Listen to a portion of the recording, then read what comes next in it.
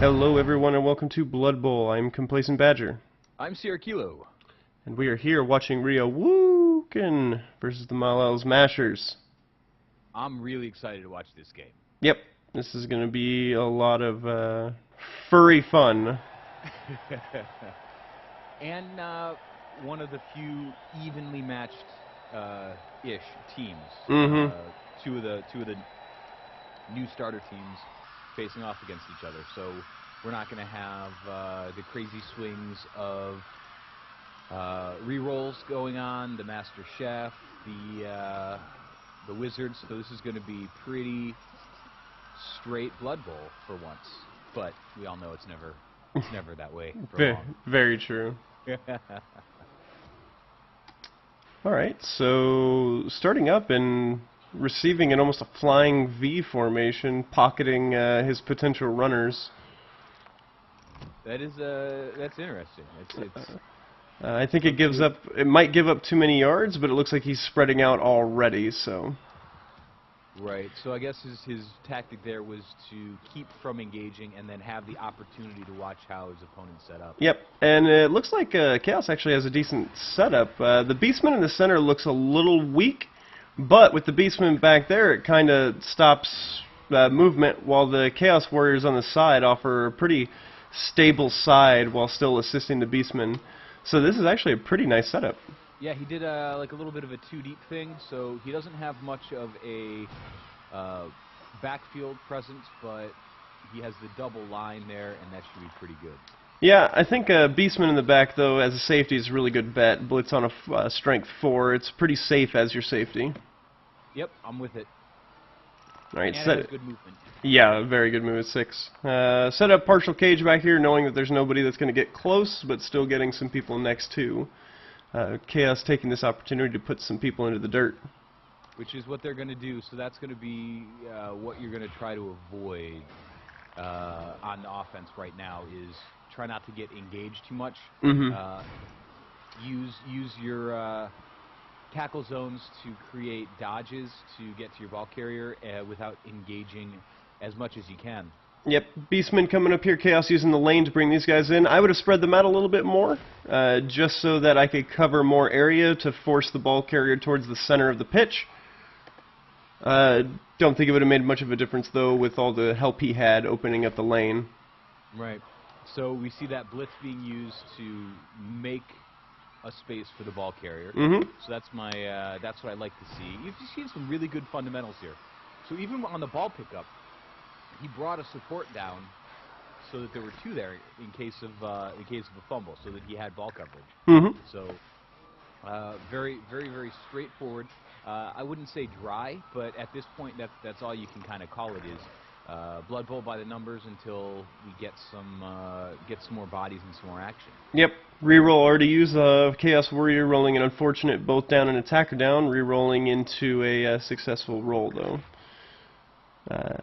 With the assist, able to put down the lycanthrope and gets in position to mark the ball carrier. Is in a position to get hit back fairly easily, but this is good. Right. That's one player who can't do anything but deal with that player. This is really good position of this Beastman, doubling up, making this lane not very enticing for the Ghoul. Opting to do the blitz on that one instead of doing the standing attack, that may have been a mistake.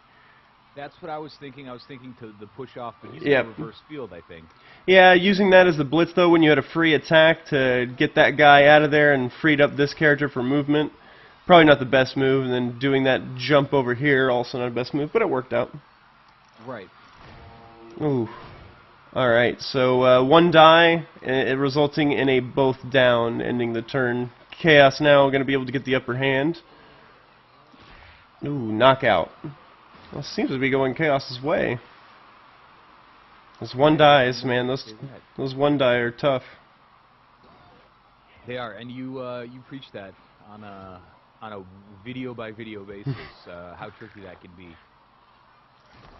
Ooh, those pens are starting to pile up.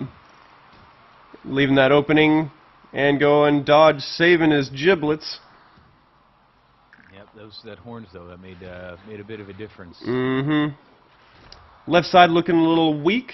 I don't know if I would have followed up right there, trying to keep a little bit of presence over there. That ghoul doesn't have enough movement to get away, but I guess he does have the safety. Moving the safety out of being a safety, though, that's a dangerous game. Right. I mean, this is pretty interesting formation. How everybody's in a triangle there. Mm-hmm. Still the primary line that's still trying to disengage itself and fall back for support. Oh, -2 on that pass, and he still succeeds. Had every option of just dodging away on a 3+ with a free reroll because of dodge to make this easier and get closer to make it easier, and opted just to toss the ball. Every once in a while, you just feel fancy. Leaves the Beastman open. 2, 3, 4, 5, just enough to blitz without a going for it. Bringing up his guys from the rear to ensure he has field presence before making any crazy rolls. Yep. Chaos Warrior just in case something goes bad. Double both down, re-rolls, and Defender stumbles. That's better. Yeah, that was unfortunate on his part to have that happen, but that was a good way to go. Uses a re-roll for 2 dice and then immediately goes for a 1 die. That's the kind of 1 die tackles that I get extra nervous about. Mm-hmm. You don't have that support there, and it wasn't incredibly important positioning, but you never know how any one player can make the difference. He's got a lot of presence on this ball carrier. I wouldn't have put them hand in hand like that. Spreading them out makes a little bit more presence, but this will work. Alright, going for that 1 die in the middle of all those guys, and then getting them both down, using his last reroll as well. Re-AWOOOOken not really using his rerolls appropriately. Yeah, that's pretty quick to go for rerolls. I mean, we've seen it worse. He really had a chance to roll out and maybe even pass to here. Maybe open this guy up first by blitzing. Anybody blitzing would have gotten 2 dice against this character. So. Yeah. Well, let's just look at it this way: he's had 5 moves or 5 turns, and he is still very far deep in his side of the pitch. Yep. Alright, so a lucky both down right here, despite the attack and the reroll. Pulls out, does a jump, still does the... I guess he had to stand up, so reduce movement. Does a short pass, and catches despite the -1. Now, most likely it was an accurate pass, so it balanced out to just be an agility roll of 4+ to succeed. Yeah, but those are 2 passes that are above the odds. So opting for the push instead of the both down. I think with the presence of the Chaos Warrior, I would have actually put my guy down just to make sure that ball isn't in his hand, just to get a free dodge away. Right, because he's odds to dodge out. Yes, it's a 3+ as long as he chooses the right cell and a free reroll. But opting not to do that and instead blitzing and failing it. If he'd have put that player down, he would have had to get up, dodge out, pick up the ball, and then he wouldn't have had the movement allowance. Now, we'll see what he ends up doing now that he's standing. Yep. I can't actually see what happened to Re-AWOOOOken to cause that. It was a blitz, looks like... Oh, it was a failed dodge, that's what it was. So, instead of just dodging this character out and rolling him out, failing a dodge roll here. Wow, that was a bad choice. Blitzing with the Beastman instead of using the Chaos Warrior. Won't have enough turns to score, but it's just an odd choice. The Chaos Warrior or the Beastman. I guess the Beastman still would have only had 1 die, but the Chaos Warrior would have had 2 dice on him. Yeah. I wonder why he went for that. Especially because of the direction of the push anyways. I mean, if you used the Chaos, then you would have been able to push him into one of your guys. Even if you pushed him, then you could have pushed him out with a second block. Yeah. Well, luckily... Sometimes watching it so fast, it makes it tricky to add all the numbers together fast enough to make a good decision on that. But I think you're right on that. I keep looking at with how it was, and I don't see why he didn't use that Chaos Warrior. Yeah, that was an odd That was an odd blitz. Well, luckily it didn't end in a touchdown. Not luckily for Re-AWOOOOken, but there was a started out really strong. One of the better starts, and then just a lot of bad choices. Yeah, and any time that you went back and forth across the pitch instead of up and down it, and I think that made a big difference. He was 3/4 in his own half, and still on turn 5 when he had good forward momentum going into it. So yeah, and that was really on the account of Malal's mashers putting up a really strong defense. Right, and then but the point of that is that's what you have to expect your opponent to do. What are you going to do when your plan doesn't work? You know what I mean? And that's where we talk about keeping those options open, getting guys out there so that they can't just box you in to where you have no routes. If you keep guys, it starts having to spread the defense out to where they have to cover every angle, which allows you to facilitate the run. Yeah, that's tough. I mean, that was an interesting first half. I mean, it was definitely a little back and mostly forward and side to side. Oh, that was terrible. Ran the gauntlet. That was a -4, -3 if you count the plus for dodge. So that was the only way that dodge would have worked was on a 6. And I assume he's blitzing the Beastman. It would have been 2 dice, the Malal's choice. That was a little bit of desperation, I think. There was no need. There was plenty of time. He's not even in your side of the pitch. That was a terrible choice.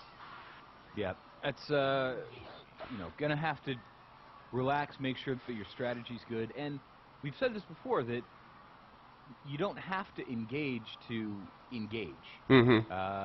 Make your opponent roll the dice, because really the odds of failure or something going wrong are pretty high in Blood Bowl. Yeah. Until you're playing with elves and they're just do whatever they want to do.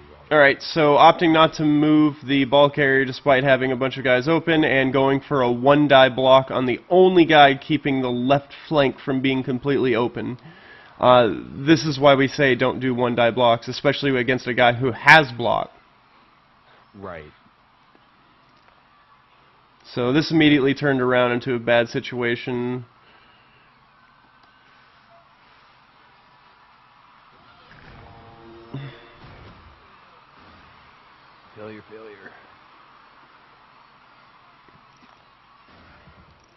Failure. Failure on that dodge. Yeah, the position he was dodging into would have been a 4+ dodge anyways.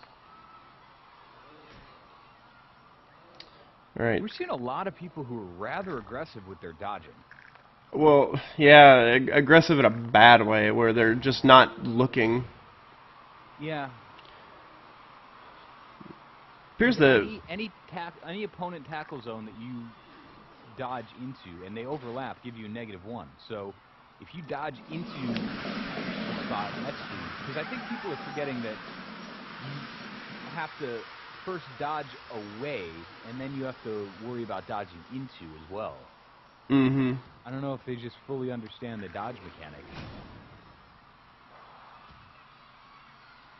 So bad kick means that they weren't going for the 7th spot. If I haven't talked about it before, Blood Bowl pitch is 13 by 15, which means that if you count 7 spaces and kick to that spot, it cannot go off the pitch until a bounce. So all these kicks off the pitch that we've seen shouldn't be happening. If everybody would read, I think it's page 5 or 6 of the base rulebook. A kick is the D8 directions and D6 spaces in that direction.